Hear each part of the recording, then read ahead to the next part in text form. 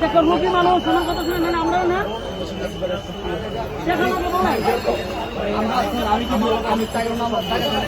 আমি যদি ভাড়া দিতাম ওটাকে দিতাম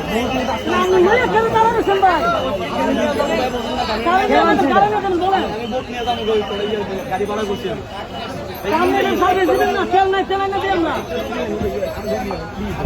আপনারা বিপদের সময় মানুষের বিপদের সময় যদি আপনারা কোনো সার্ভিস না দেন